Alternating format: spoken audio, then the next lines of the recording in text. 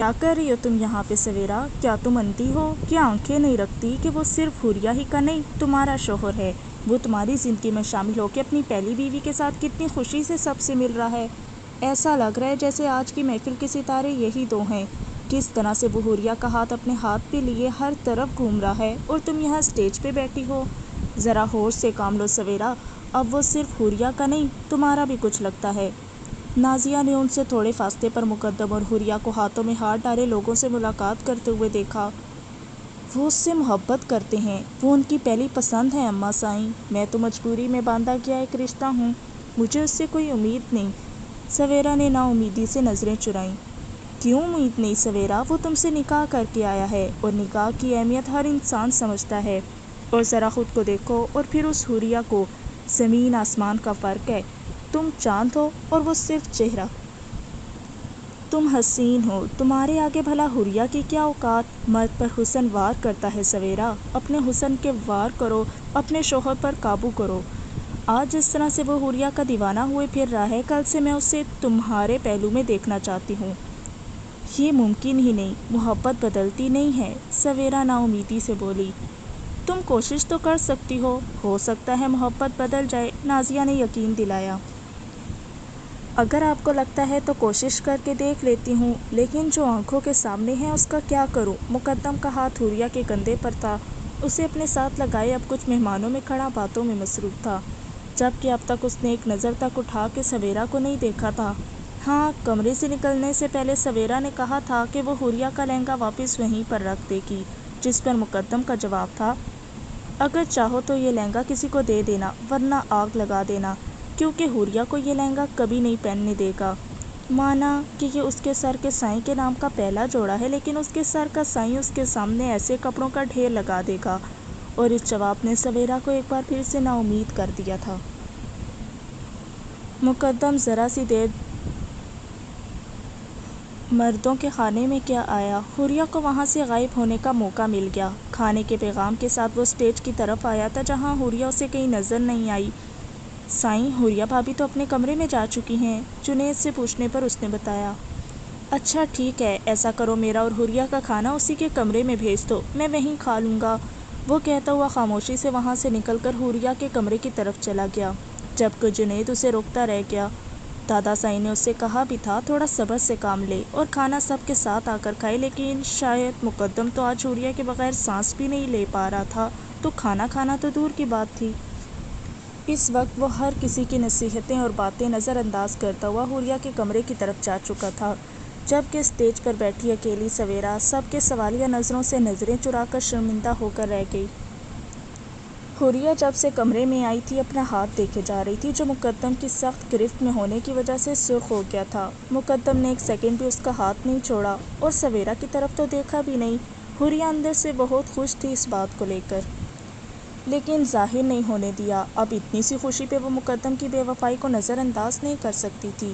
مقدم مردوں کے خانے کی طرف گیا تو وہ اپنے کمرے میں آ گئی، اس کا وہاں رکھنے کا کوئی جواز نہیں بنتا تھا، جبکہ سویرا کو بار بار اپنے جوڑے میں دیکھتے ہوئے عجیب سی جلن اس کے اندر ہو رہی تھی۔ کیا بات ہے؟ میرے دل کا قرار تمہیں کیسے پتا ہے کہ میں تمہارے ساتھ ڈیٹ کرنا چاہتا ہوں؟ وہ کھانے کی ٹرالی اندر گھسیٹتے ہوئے مسکرا کر بولا۔ اگر آپ کو یہ لگتا ہے کہ آپ یہ سب کچھ کر کے مجھے منا لیں گے تو آپ کو غلط لگتا ہے مقدم سائیں، آپ نے مجھے دھوکہ دیا ہے، وہ آنسو بہاتے ہوئے بولی۔ مقدم کے چہرے کی مسکراہٹ اور اسے یہاں دیکھ کر تھوڑی دیر پہلی والی خوشی گم ہو گئی تھی۔ حوریہ، مجھے بہت بھوک لگی ہے، صبح تمہیں ناشتہ بنانے کے لیے کہا تھا وہ بھی تم نے نہیں بنایا اور ہاتھ بھی کٹا ہوا ہے، میں معصوم کیسے کھاؤں گا کھانا؟ وہ اسے اپنے ہاتھ دکھاتے ہوئے معصومیت سے بولا، جبکہ اسے ہاتھ سے نوالا بناتا وہ حوریہ کے منہ میں ڈال چکا تھا۔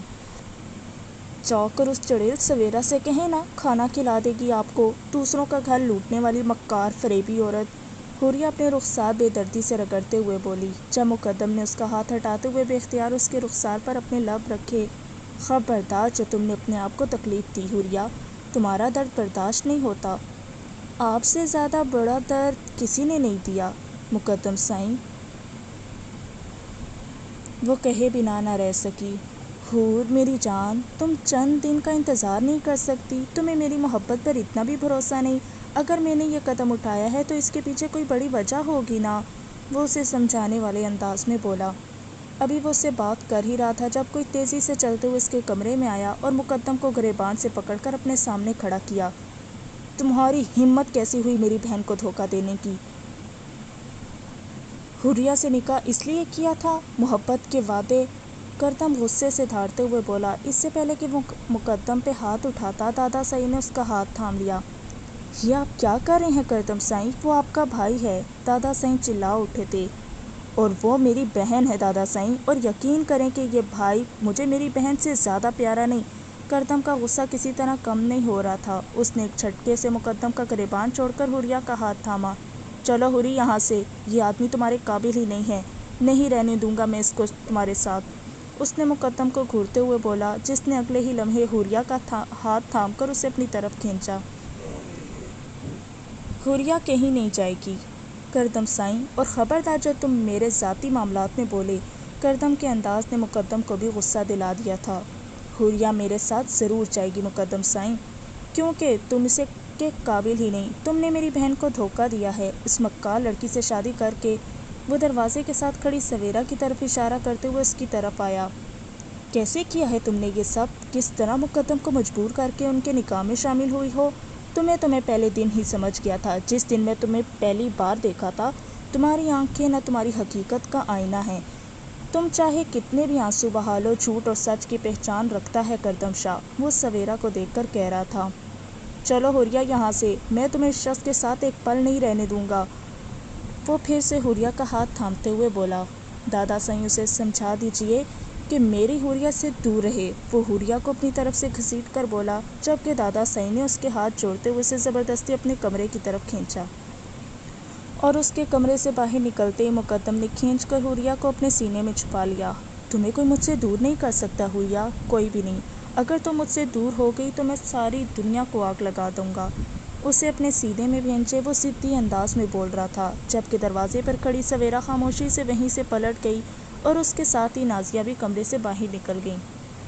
تھوڑی دیر کے بعد دادا سائی دوبارہ اس کے کمرے میں آئے تھے۔ مطلب صاف تھا کہ کردم جا چکا تھا، اس کا بھائی اسے اس طرح سے چھوڑ کر کیسے جا سکتا ہے، وہ سمجھ نہ پائی۔ تو کیا اس کا بھائی بھی اسے انصاف نہیں دلائے گا؟ مقدم کب سے اس کا ہاتھ تھامے کچھ نہ کچھ بول رہا تھا، لیکن حریہ بالکل خاموش تھی۔ وہ اس کی باتیں سن بھی رہی تھی یا نہیں، مقدم نہیں جانتا تھا، وہ تو بس اپنی ہی صفائیاں پیش کیے جا رہا تھا۔ مقدم تمہیں اپنے کمرے میں سونا ہوگا سویرا کے ساتھ، گھر میں مہمان ہیں۔ دادا سائی یہ ممکن نہیں ہے، میں مزید یہ سب کچھ نہیں کر سکتا۔ آپ کو اندازہ بھی ہے حریہ کتنی تکلیف میں ہے؟ پلیز جو کچھ بھی ہو رہا ہے میں مزید نہیں کرنا چاہتا، اور میں اپنے کمرے میں نہیں جاؤں گا جب تک سویرا میرے کمرے میں رہے گی، وہ منت کرنے والے انداز میں بولا، لیکن دادا سائی شاید ہی اس کی بات سمجھنا چاہتے تھے۔ کیا چاہتے ہو مقدم، میں بدنام ہو جاؤں پورے گاؤں میں؟ اگر ہماری عزت کے لیے تم اتنا بڑا قدم اٹھا سکتے ہو تو کیا ہماری عزت کے لیے اپنے کمرے میں نہیں رہ سکتے؟ دیکھو مقدم، سویرا تمہاری بیوی ہے، انہوں نے حریہ سے نظریں چراتے ہوئے کہا، جبکہ بیوی کے لفظ پر حریہ بھی انہیں دیکھنے لگی تھی۔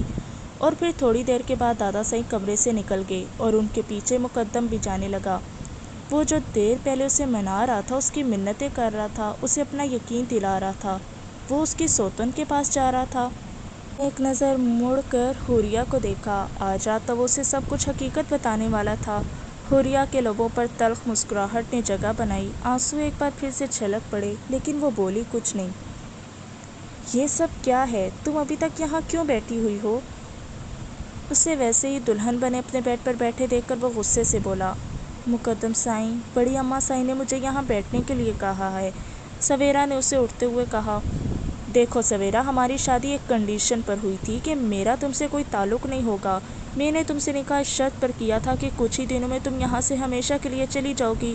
تمہیں بس چاچو سائی کے سامنے میرے نام کی ضرورت تھی، جو میں نے دیا۔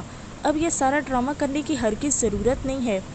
لیکن مقدم سائی، لیکن کیا سویرا؟ اب آگے کوئی بات ہی نہیں رہتی۔ تم نے ہم سب سے چھپایا کہ چاچو سائی کو کینسر ہے، تم نے ہم سب سے چھپایا کہ وہ اپنی زندگی کے آخری دن گزار رہے ہیں، تم نے کہا کہ تم اپنی عزت لٹا کے ان کے سامنے نہیں جا سکتی، تم نے کہا کہ ان کی زندگی بچانے کے لیے تمہیں میری مدد کی ضرورت ہے، اور میں نے تمہاری مدد کی، اور اس کے پیچھے ایک شرط تھی، اور وہ شرط یہ تھی کہ ہم دونوں میں کوئی تعلقات نہیں ہوں گے۔ تو تم یہاں میرے بیڈ پر بیٹھی کیا کر رہی ہو؟ دیکھو لڑکی، مجھے تم سے کوئی ہمدردی نہیں ہے، میں نے صرف چاچو سائیں کے لیے کیا ہے یہ سب کچھ۔ وہ غصے سے بول رہا تھا جبکہ سویرا بیڈ پر بیٹھی روئے جا رہی تھی، جبکہ اس کے پھوٹ پھوٹ کر رونے سے اکتا کر مقدم اپنے کپڑے لے کر واش روم میں چلا گیا۔ جب واپس آیا تو تب بھی وہ وہیں زمین پر بیٹھی بری طرح سے رو رہی تھی۔ ان لوگوں کو مقدم شاہ کی بیوی چاہیے تھی۔ صوفے کی طرف جاتے مقدم کے قدم رکے تھے۔ وہ مجھے نوچتے ہوئے بار بار کہتے تھے کہ تم مقدم شاہ کی بیوی ہو۔ مقدم کے دل پر وار ہوا تھا۔ میرے کپڑے پھاڑتے ہوئے، میری آبرو لوٹتے ہوئے وہ بار بار آپ کی بیوی کا نام لے رہے تھے مقدم شاہ۔ میں اس لوٹی ہوئی حالت میں اپنے باپ کا سامنا نہیں کر سکتی تھی جو پہلے ہی زندگی اور موت سے لڑ رہا تھا۔ آپ نے مجھ سے شادی کی، بہت شکر گزار ہوں میں آپ کی۔ میں نے نہیں کہا آپ سے یہ رشتہ نبھانے کے لیے، اور میں اپنی شرط پر قائم ہوں۔ مجھے بڑی اماں سائیں یہاں بٹھا کر گئی تھی، اور ویسے بھی اب یہاں بیٹھنے کا کوئی ارادہ نہیں رکھتی۔ میں اٹھنے ہی والی تھی کہ آپ آ گئے۔ اگر آپ کو برا لگا تو سوری، لیکن میں جانے ہی والی تھی۔ وہ زمین سے اٹھ کر واش روم کی طرف بھاگ گئی، جبکہ مقدم بنا شرمندہ ہوئے اپنی چادر کو وہیں صوفے پر پھینکتا لیٹ گیا۔ جنید ابھی تک کیوں نہیں آیا؟ ابھی تک تو اسے آ جانا چاہیے تھا، اتنا وقت گزر چکا ہے۔ وہ مسلسل چکر کاٹتے ہوئے اس کا انتظار کر رہی تھی۔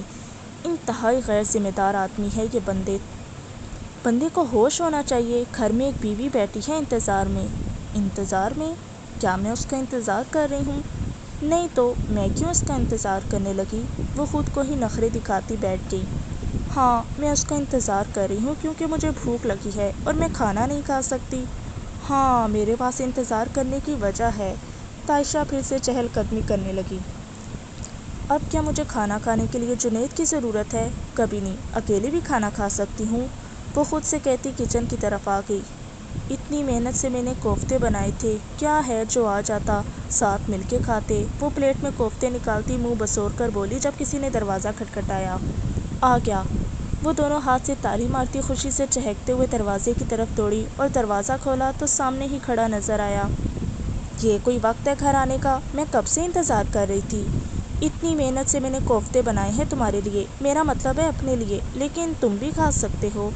وہ اپنی زبان کی سپیڈ پر کنٹرول کرتے ہوئے بولی اور پھر سے کچن کی طرف آئی۔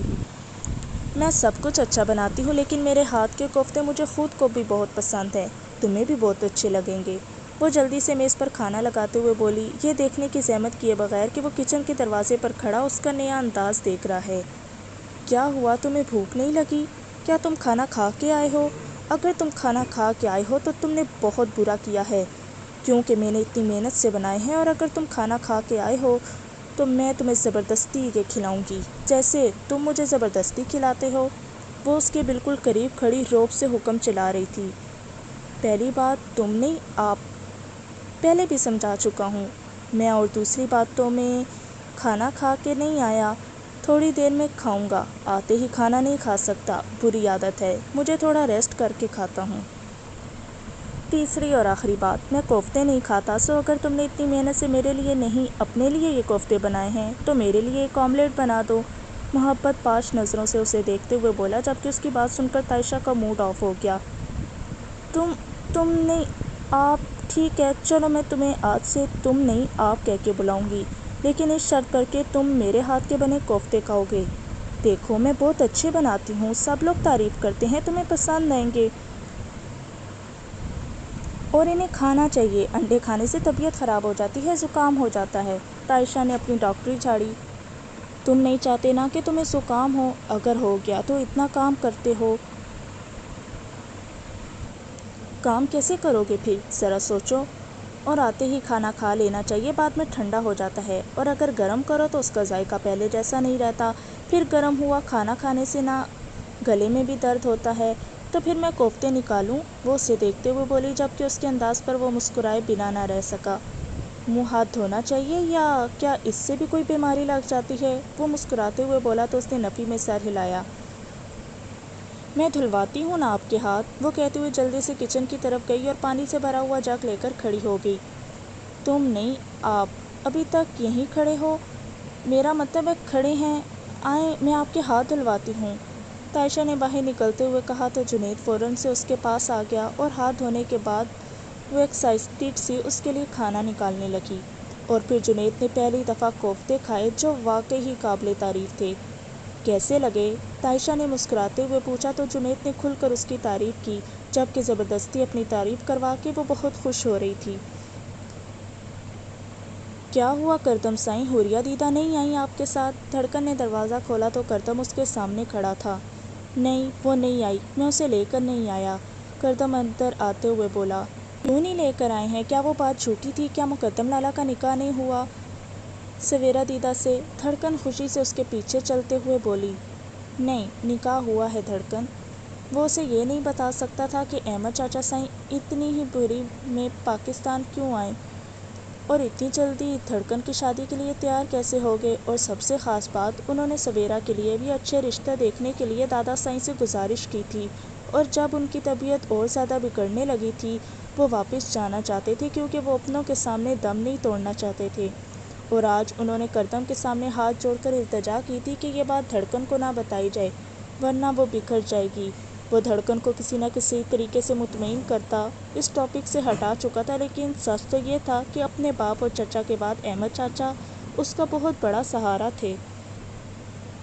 وہ تھوڑی دیر میں حوریہ کے پاس جانا چاہتا تھا لیکن دن بھر کی تھکاوٹ کی وجہ سے تھوڑی ہی دیر میں اسے نیند آ گئی۔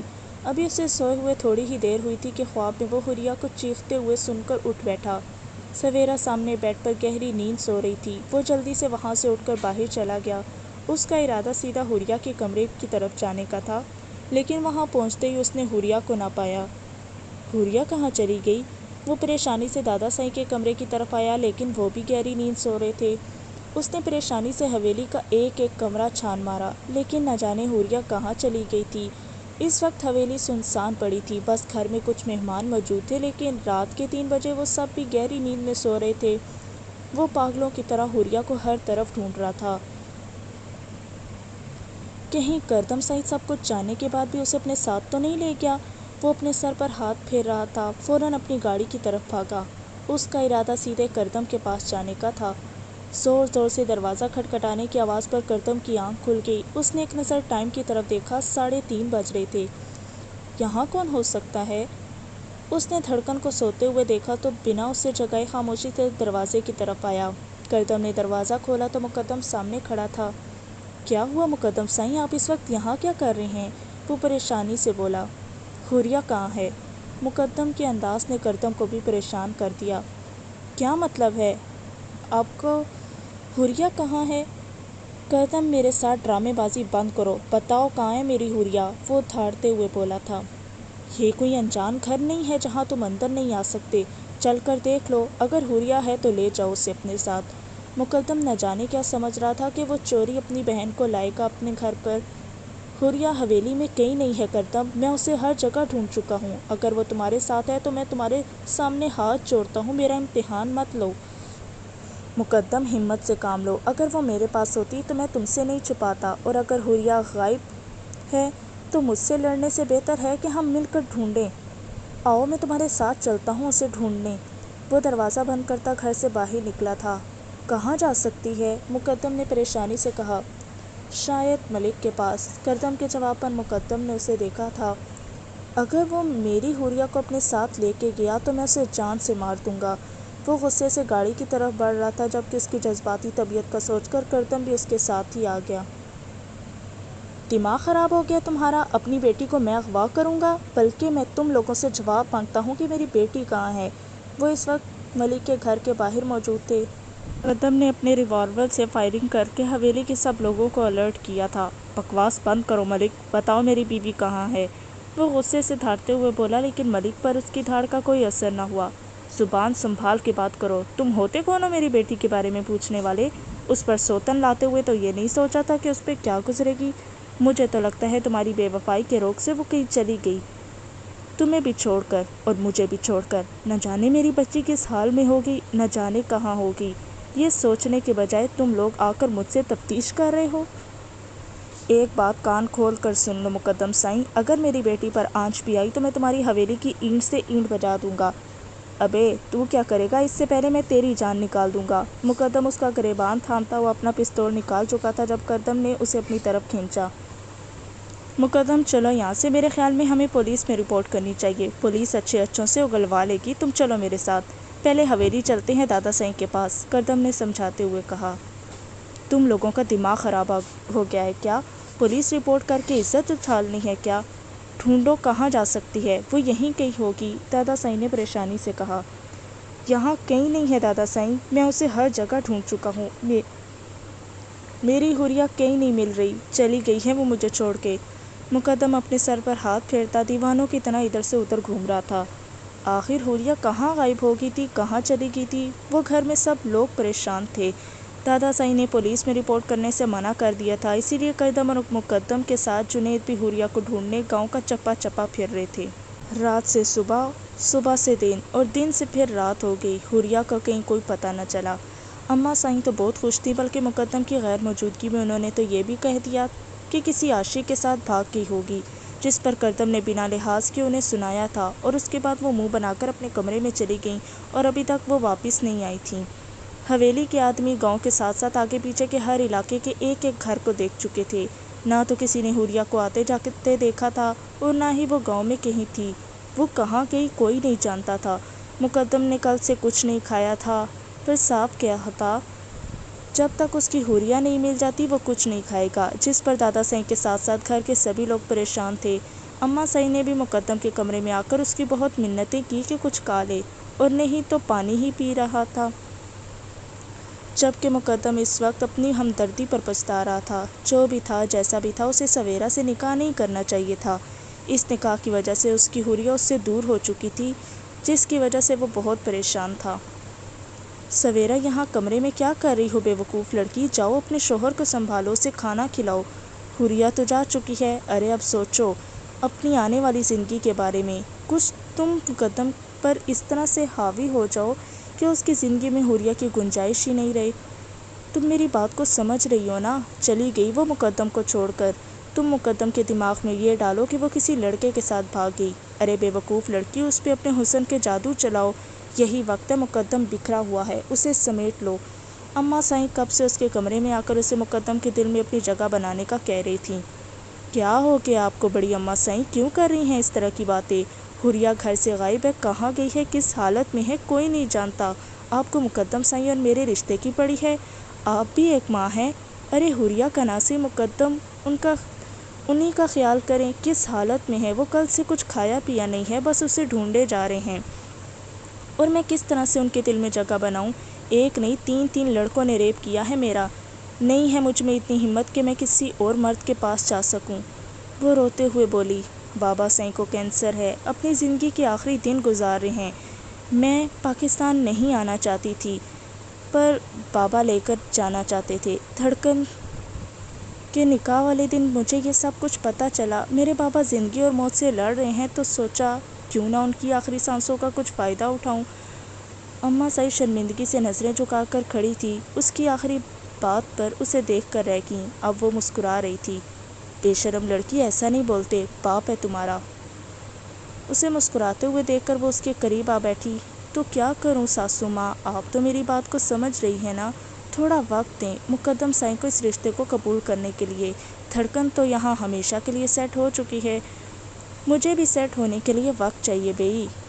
इसीलिए हुरिया को यहाँ से मैं वैसे भी निकालने वाली थी। वो तो अच्छा हुआ कि वो खुद ही चली गई। वैसे मानना पड़ेगा बंदी को, मुकद्दम साईं को ऐसा अपना आशिक बना रखा है कि वो उसके अलावा किसी को सोचते ही नहीं। मैंने तो सोचा था कि पहली रात को ही इस हसीन ड्रेस के साथ मैं मुकद्दम साईं को अपना घायल कर लूँगी, लेकिन न जाने वो क्या तलस्सुम पड़ के गई थी। उन पे मजाल है जो नज़रें उठाकर मेरी तरफ देखा हो। फिर मैंने सोचा कुछ दिन सब्र कर लेती हूँ, आखिर रेप हुआ है मेरा। थोड़ा डर, थोड़े नखरे दिखाना बनता है। और हुरिया की अब क्या टेंशन है? अगर मुकद्दम साईं उसे एक दिन में नहीं ढूंढ सके तो ज़ाहिर सी बात है वो बहुत दूर चली गई है। मैं तो दुआ करती हूँ किसी कुएं में छलांग लगा के मर गई हो, ताकि मुकद्दम साईं सिर्फ मेरे हो सकें। वैसे बाप हो तो ऐसा मरते मरते भी मेरा फ़ायदा कर गया। अपने ही बाप के बारे में इस तरह से कैसे बात कर सकती थी? लेकिन वो सवेरा थी, वो कर सकती थी। सारी ज़िंदगी धड़कन को किसी शहज़ादी की तरह पाला। सारी पाबंदियाँ, सारे रूल सिर्फ मेरे लिए थे। उनके गुस्सा ان کی ڈانٹ صرف میرے لیے اور دھڑکن کے لیے پیار ہی پیار۔ اگر میں ان سے پارٹی کے لیے پیسے مانگوں تو وہ انکار کر دیتے، لیکن اگر دھڑکن مانگے تو اسے دے دیتے۔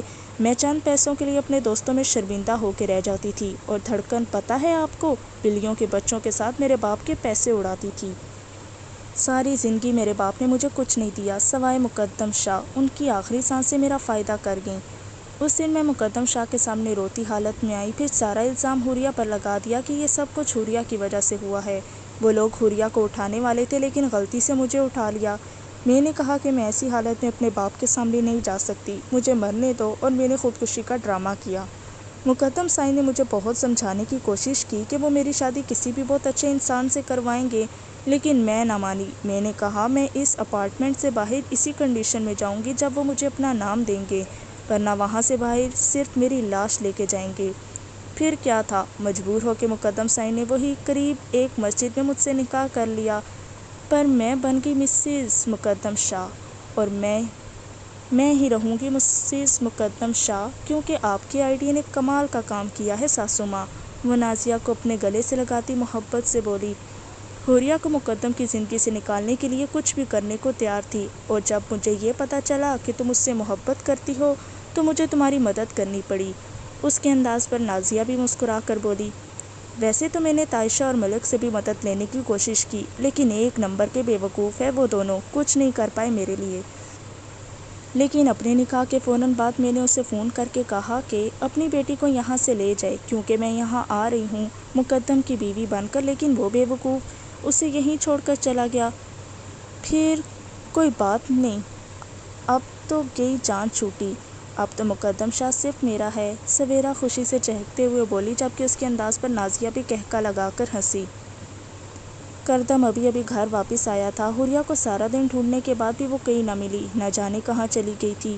سب لوگ بہت پریشان تھے، مقدم کی حالت ان سے دیکھی نہیں جا رہی تھی۔ آج 3 دن سے وہ بنا کچھ کھائے مسلسل اپنی حوریہ کو تلاش کر رہا تھا۔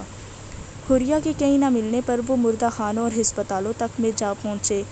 گاؤں کا ایک ایک کونا ڈھونڈنے کے بعد بھی حوریہ کہیں نہ ملی۔ اسی پریشان سی صورت دیکھ کر دھڑکن سمجھ گئی کہ آج بھی حوریہ نہیں ملی۔ وہ پریشانی سے آ کر اندر بیٹھا تو دھڑکن اس کے لیے پانی لانے لگی۔ کردم سائیں، انشاءاللہ کل صبح حوریہ دیدہ مل جائیں گی، وہ امید سے پانی پلاتے ہوئے بولی۔ انشاءاللہ، اس کے علاوہ کردم اور کچھ نہیں کہہ سکتا تھا۔ جنید گھر واپس آیا تو تائشہ نے اس کے سامنے کھانا رکھا۔ حویلی میں جو کچھ ہو رہا تھا اس کی وجہ سے وہ بھی بہت پریشان تھا۔ حوریہ صرف کردم کے لیے ہی نہیں بلکہ اس کے لیے بھی عزیز تھی۔ تائشہ ہر روز اسے امید دلا کے گھر سے بھیجتی، لیکن نہ جانے وہ معصوم لڑکی کہاں چلی گئی تھی۔ شاید شوہر کی بے وفائی کے روگ کو وہ برداشت نہیں کر سکی، اسی لیے چلی گئی تھی، لیکن کہاں، کچھ بتا کے تو جاتی۔ شاید بتا کے جاتی تو مقدم اسے کبھی نہ جانے دیتا، اسی لیے رات کی تنہائی میں کہیں نکل گئی۔ وہ نہ تو کردم کے پاس گئی تھی اور نہ ہی ملک کے پاس، آخر کہاں جا سکتی تھی وہ؟ تائشہ سوچ سوچ کے پاگل ہو چکی تھی۔ وہ تو کبھی کسی سہیلی کے گھر بھی نہیں جاتی تھی کہ وہ یہ سوچتے کہ شاید کسی سہیلی کے گھر ہو اور وہاں پتہ کرواتے۔ مقدم سائیں کی حالت بہت بری ہے، وہ 3 دن سے کھانا نہیں کھا رہے، کھانا تو دور کی بات انہوں نے پانی تک نہیں پیا، اور ضد لگا کے بیٹھے ہیں کہ جب تک حوریہ بھابھی واپس نہیں آ جاتی تب تک وہ کچھ نہیں کھائیں گے۔ جنید نے 2 نوالے لیتے ہوئے کھانا چھوڑ دیا۔ کیسے کھائیں وہ کھانا، وہ تو بچپن سے ہی حوریہ سے محبت کرتے ہیں، تائشہ کی زبان سے بے اختیار نکلا تو جنید اسے دیکھنے لگا۔ تمہیں کیسے پتا کہ وہ بچپن سے اس سے محبت کرتے ہیں؟ جنید نے اسے دیکھتے ہوئے پوچھا تو وہ اس کے قریب ہی بیٹھ گئی۔ میں 13 سال کی تھی جب میں ایک دن لالا کے کمرے میں گانوں کی کچھ CDs لینے گئی، وہ بھی ان کی اجازت کے بغیر چھپ کر، اور جب میں نے وہاں ان کی الماری کھولی تو پتہ ہے میں نے کیا دیکھا؟ حوریہ کے چھوٹے چھوٹے کپڑے جو وہ غریبوں کو دے دیتی تھیں۔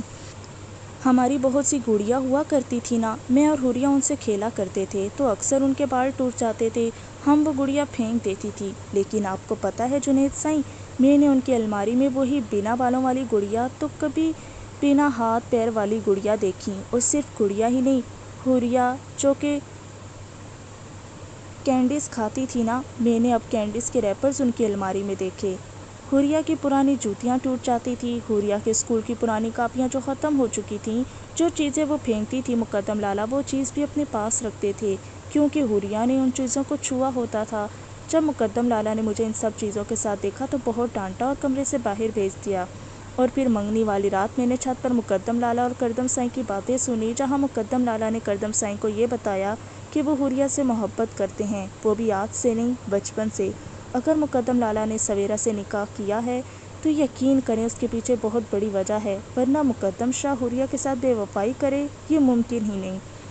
لیکن حوریہ کو یہ قدم نہیں اٹھانا چاہیے تھا۔ ایک بار تو مقدم لالا کے بارے میں سوچتی، تائشہ غصے سے کہتی برتن اٹھاتے اندر جا چکی تھی، جبکہ مقدم کی محبت کا سوچتے ہوئے جنید نے اپنے آپ سے وعدہ کیا تھا کہ وہ حوریہ کو واپس ضرور لائے گا۔ خدا کے لیے مقدم سائیں کچھ کھا لے، 3 دن ہو چکے ہیں، تم نے کچھ نہیں کھایا، اپنی حالت دیکھو، چہرہ مرجھا گیا ہے۔ اماں سائیں اس کے قریب بیٹھی اس کی منتیں کر رہی تھی، جبکہ اسے تو جیسے دنیا سے کوئی مطلب ہی نہیں تھا، اسے بس اس کی حوریہ واپس چاہیے تھی۔ آپ میری حوریہ مجھے واپس لا دیں، آپ جو کہیں گی میں کھاؤں گا، وہ ضدی لہجے میں بولا۔ مجھے نہیں پتا وہ حوریہ کہاں گئی ہے، بھول جاؤ اسے، چلی گئی ہے وہ تمہیں چھوڑ کر، نہ جانے کس کنویں میں پڑی ہوگی اس کی لاش۔ خبردار، کچھ نہیں ہوگا میری حوریہ کو، آپ ایسے کیسے کہہ سکتی ہیں؟ آپ کو ترس آیا مجھ پہ، وہ ان کی بات کاٹتے ہوئے غصے اور صدمے سے بولا، جبکہ کھانے کو پیچھے دھکیل کر وہاں سے اٹھ کر باہر آ گیا۔ سوکھے لب، لال آنکھیں، وہ کہیں سے بھی مقدم شاہ نہیں لگ رہا تھا۔ مقدم، کردم اور جنید اسے ڈھونڈ ڈھونڈ کر تھک چکے تھے، کوئی جگہ نہ چھوڑی، یہاں تک کہ ہسپتال اور مردہ خانے بھی، لیکن وہ چلی گئی تھی مقدم سے دور، سب سے دور، اپنے مقدم کو تڑپتا چھوڑ کر۔ مقدم کب تک چلے گا یہ سب کچھ؟ اپنی حالت دیکھو میرے بچے، خدا کے لیے سمجھنے کی کوشش کرو کہ تم نے کیا حالت بنا رکھی ہے اپنی۔ ہم لوگ حوریہ کو ڈھونڈنے کی کوشش کر رہے ہیں، انشاءاللہ وہ مل جائے گی۔ کب ملے گی دادا سائیں؟ جب مقدم شاہ مر جائے گا، جب اس کی سانسیں ختم ہو جائیں گی، یا جب یہ دل دھڑکنا بند ہو جائے گا؟ دادا سائیں اسے کہیں کہ جب تک مقدم شاہ زندہ ہے تب تک وہ واپس آ جائے، میری محبت کو اور امتحان نہ لے، اس کا مقدم مر جائے گا۔ دادا سائیں نے آج زندگی میں پہلی بار مقدم کو اس طرح سے بکھرتے دیکھا تھا۔ جو قدم حوریہ نے اٹھایا تھا اس پر دادا سائیں کو بہت غصہ تھا، جو بھی تھا حوریہ کو گھر نہیں چھوڑنا چاہیے تھا۔ دادا سائیں اسے ہمیشہ سے بہت سمجھدار سمجھتے تھے، وہ اس سے احمقانہ حرکت کی امید نہیں رکھتے تھے۔ آج 3 دن سے وہ لوگ حوریہ کو تلاش کر کر کے تھک چکے تھے۔ ایک تو حوریہ کی ٹینشن انہیں کھائی جا رہی تھی، اوپر سے مقدم کی حالت، اسے اس طرح سے تڑپتا ہوا نہیں دیکھ پا رہے تھے۔ مقدم کچھ تو کھا لو بیٹا، دیکھو اپنے دادا کو اس طرح سے نہ ستاؤ، تمہارے آگے ہاتھ جوڑتا ہوں۔ دادا سائیں یہ آپ کیا کر رہے ہیں؟ وہ ان کے بندھے ہوئے ہاتھوں کو تھام کے بولا۔ کھانا کھا لو، ہم تمہیں ایسے نہیں دیکھ سکتے، دادا سائیں نے منت بھرے لہجے میں کہا کہ وہ انکار نہیں کر سکا۔ دن گزرتے جا رہے تھے اور حوریہ کا کہیں کوئی پتہ نہیں چل رہا تھا۔ آج اسے گھر سے غائب ہوئے 20 دن ہو چکے تھے۔ کہیں نہ ملنے کے بعد امید ختم ہوگی، شاید نہیں، یقیناً وہ اس سے اتنی دور جا چکی تھی کہ وہ کبھی اسے واپس ڈھونڈ نہ پائے۔ پولیس اس کا کوئی پتہ نہیں لگا پائی تھی۔ مقدم شاہ اب بھی دیوانوں کی طرح ہر طرف اس کی تلاش میں جاری تھا۔ کردم مقدم کو تلاش کر رہا تھا، نہ جانے وہ کہاں چلا گیا تھا۔ پچھلے کچھ دنوں سے تو ایک بار پھر سے شراب خانے جانا شروع کر چکا تھا۔ شادی کے بعد تو اس نے شراب پینا بالکل ہی ترک کر دیا تھا، لیکن اب ایک بار پھر سے وہی سب کچھ کرنے لگا تھا جو شادی سے پہلے کرتا تھا۔ اس کی سوجی آنکھیں اس بات کی گواہی تھی کہ وہ شب بھر حوریہ کی یاد میں ان کا حشر کرتا ہے۔ ہر جگہ تلاش کرنے کے بعد وہ اسے ندی کے قریب بیٹھا نظر آیا۔ مقدم سائیں آپ یہاں کیا کر رہے ہیں؟ میں پاگلوں کی طرح صبح سے آپ کو ڈھونڈ رہا ہوں، حوریہ کی واپسی کی خبر لائے ہیں آپ؟ مقدم نے نا امیدی سے دیکھتے ہوئے کہا تو وہ نظر چرا گیا۔ نہیں، لیکن ہم ڈھونڈ رہے ہیں مقدم سائیں، کردم نے اب بھی امید سے کہا۔ کردم سائیں اگر اسے ملنا ہوتا تو کب کی مل چکی ہوتی، میری غلطی اتنی بڑی تو نہ تھی کہ جس کی مجھے اتنی بڑی سزا ملتی، کیا اس نے ایک بار نہیں سوچا میں اس کے بغیر کیسے جیوں گا؟ آنکھوں کی سرخ لکیر پھر سے بھیگنے لگی۔ مقدم نے شاید کبھی حوریہ کے بغیر جینے کا سوچا بھی نہ تھا۔ کردم سے اس کی حالت نہ دیکھی گئی تو وہ اسے اپنے سینے میں بھینچ گیا۔ ہم آپ سے کہہ رہے ہیں مقدم سائیں، ہم اسے ڈھونڈ لیں گے، میں اسے ڈھونڈ نکالوں گا۔ وہ اسے اپنے سینے سے لگائے کسی بچے کی طرح بہلا رہا تھا۔ سب کے ساتھ ساتھ اسے بھی حوریہ کی بہت ٹینشن ہو رہی تھی، نہ جانے وہ کہاں چلی گئی تھی۔ ابھی وہ یہی سب کچھ سوچ رہی تھی جب دروازہ بجا۔ وہ ابھی تو دروازہ بند کر کے آئی تھی، جنید تو نہیں تھا، وہ تو جا چکا تھا، پھر کون ہو سکتا ہے؟ وہ کنفیوز سی دروازے کی طرف بڑھی۔ اس نے جیسے ہی دروازہ کھولا دروازے پر کھڑے شخص کو دیکھ کر حیران رہ گئی۔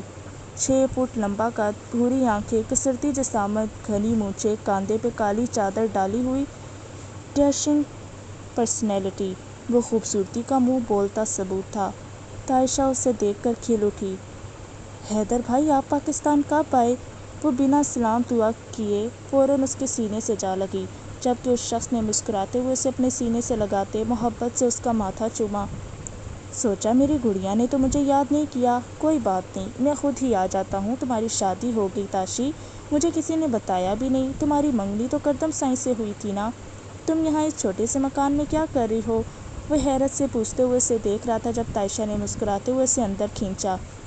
کیا بھائی دروازے پر کھڑے ہو کر سب کچھ پوچھیں گے؟ کیا بہن کے گھر نہیں آئیں گے؟ اماں سائیں سے ملے؟ عائشہ مسکراتے ہوئے اس کا بازو تھامے اسے اندر لاتے ہوئے پوچھنے لگی۔ عائشہ، میں نے تمہیں کتنی بار کہا ہے اس عورت کا نام مت لیا کرو میرے سامنے۔ اس گھر میں میرا تعلق صرف میری بہن سے ہے۔ پاکستان آتے ہی سب سے پہلی خواہش تم سے ملنے کی جاگی۔ تم سوچ بھی نہیں سکتی میں نے تمہیں کتنا مس کیا۔ اور اب تم مجھے سب کچھ بتاؤ، کیا ہے؟ تم یہاں کیا کر رہی ہو؟ وہ اس کے ساتھ بیٹھک میں جاتا کرسی پر بیٹھتے ہوئے بولا۔ میں اور جنید ایک دوسرے کو پسند کرتے تھے، اور جنید کی حیثیت اتنی زیادہ نہیں ہے کہ وہ مجھے کسی بڑی حویلی میں رکھ سکے، لیکن میں اس کے ساتھ اس کے چھوٹے سے گھر میں بہت خوش اور مطمئن ہوں۔ عائشہ نے یقین دلاتے ہوئے کہا۔ کیا تم سچ میں اسے پسند کرتی تھی، یا یہ بھی اماں سائیں نے اپنے مطلب کے لیے کچھ کیا ہے؟ حیدر کو یقین نہ تھا، اس لیے پوچھنے لگا۔ نہیں بھائی، یہ میں نے اپنے لیے کیا ہے۔ آج تک میں نے اماں سائیں کی ساری باتیں مانی ہیں، تو کیا اب میں ایک حسین پرسکون زندگی نہیں گزار سکتی؟ جنید ایک بہترین انسان ہے اور اس کے ساتھ بہت خوش ہوں۔ شاید میں کردم سائیں کے ساتھ اتنی خوش کبھی نہیں رہ پاتی۔ عائشہ نے یقین دلایا تو وہ بھی پرسکون سے انداز میں مسکرا دیا۔ میں تمہارے لیے کچھ تحفے لایا ہوں، تم چیک کر لو کہ میں تمہاری لسٹ کی ساری چیزیں لے آیا ہوں یا نہیں۔ اگر کچھ چھوٹ گیا ہے تو پھر سے لے آؤں گا، باقی جو مرضی چھوٹ جائے، میک اپ کی کوئی چیز نہیں چھوٹنی چاہیے، وہ ضدی انداز میں بولی۔ بالکل میری جان، میں تمہاری ساری چیزیں لے آیا ہوں، لیکن پھر بھی ایک آخری نظر دیکھ لو۔ وہ اپنے فون پر ملازم کو میسج کرتے ہوئے بولا تو ملازم اگلے ہی لمحے گاڑی میں رکھی ہوئی اس کی ساری چیزیں اٹھا کر اندر لے آیا، اور پھر عائشہ نے بنا کسی ہچکچاہٹ کے اپنی ساری چیزیں چیک کی۔ ایسے ہی تو نہیں کہتی میرے بھائی ورلڈ کا سب سے بیسٹ بھائی ہیں، آپ کبھی کچھ نہیں بھولتے، عائشہ چہکتے ہوئے انداز میں کہا، جبکہ اس کے گھر کے باہر گاڑی کھڑی دیکھ کر محلے والے جنید کو فون کر چکے تھے۔ اس کی وجہ سے جنید فوراً ہی واپس آ گیا۔ آخر کون ہو سکتا ہے؟ شاید ملک۔ اگر ملک ہوا تو آج وہ اس کی اوقات ضرور یاد دلائے گا۔ لیکن سامنے اس نوجوان کو دیکھ کر ایک پل کے لیے پریشان ہو گیا۔ آخر وہ کون ہو سکتا ہے؟ لیکن جب اسے قریب سے دیکھا تو 8 سال پہلے والی ملاقات یاد آئی۔ تو رضوانہ پھوپھو سائیں کا بڑا بیٹا تھا، جو ان کے ساتھ نہیں بلکہ اپنے دادا اور دادی کے ساتھ رہتا تھا۔ اس کے دادا اور دادی عائشہ کو بھی اپنے پاس رکھنا چاہتے تھے۔ اپنے جوان بیٹے کی موت پر نڈھال انہوں نے رضوانہ کی بہت منتیں کی کہ وہ گھر واپس آ جائے، لیکن وہ نہ مانی، یہاں تک کہ اپنے بچوں کو بھی لے آئے۔ لیکن حیدر اس وقت 9 سال کا تھا، اپنے دادا اور دادی کو تڑپتے ہوئے نہ دیکھ سکا اور اپنے دادا دادی کے پاس واپس چلا گیا۔ وہ لوگ عائشہ کو بھی چاہتے تھے، لیکن عائشہ کو اس وقت ایک ماں کی ضرورت تھی۔ سچ تو یہ تھا کہ رضوانہ جیسی ماں کی ضرورت ان دونوں کو نہیں تھی۔ عائشہ کو اتنا خوش دیکھ کر جنید کو بھی بہت خوشی ہوئی، جبکہ جنید کو اندر آتا دیکھ کر وہ اپنی کرسی سے کھڑا ہو کر اسے اپنے گلے لگانے لگا۔ امریکہ میں پڑھا لکھا، کروڑوں میں کھیلتا شخص مغرور نامی چیز سے بے خبر تھا۔ کیسے ہیں آپ بھائی جان؟ اس کے لہجے میں احترام تھا، جبکہ جنید عمر میں اس سے چھوٹا تھا، لیکن شاید وہ جانتا تھا کہ بہن کے شوہر کو عزت دینا ہر بھائی کا فرض ہے۔ میں بالکل ٹھیک ہوں، آپ سنائیں کیسے ہیں؟ حیدر سائیں، بہت خوشی ہوئی آپ کو اتنے سالوں کے بعد دیکھ کر۔ بہت شکریہ جنید بھائی، اب میں چلتا ہوں، بہت دن ہو گئے پاکستان آئے ہوئے، ابھی تک دادا سائیں اور دادی سائیں سے نہیں ملا، پہلے میں ان سے مل لوں، پھر میں جلدی ہی دوبارہ چکر لگاؤں گا۔ ارے نہیں حیدر بھائی، ابھی تو آپ نے کچھ کھایا پیا نہیں، بلکہ میں کچھ بناتی ہوں۔ وہ چیزیں دیکھنے میں اتنی مصروف ہو گئی کہ حیدر سے کچھ پوچھ بھی نہ سکی۔ حیدر دنیا کا واحد شخص ہے جس کے سامنے عائشہ خوب نخرے کرتی تھی۔ گڑیا، میں پہلی بار تمہارے گھر آیا ہوں، آخری بار نہیں، اب تو کوئی پابندی بھی نہیں ہے، جب میرا دل چاہے گا میں اپنی گڑیا سے ملنے آؤں گا، اب مجھے اس عورت کی شکل دیکھنے کی ضرورت نہیں ہے۔ وہ جنید کے سامنے بھی اپنی نفرت بیان کرنے کے لیے پیچھے نہ ہٹا۔ ہاں بالکل، آپ جب چاہیں یہاں آ سکتے ہیں، آخر آپ کی بہن کا گھر ہے، جنید نے خوش دلی سے مسکرا کر کہا۔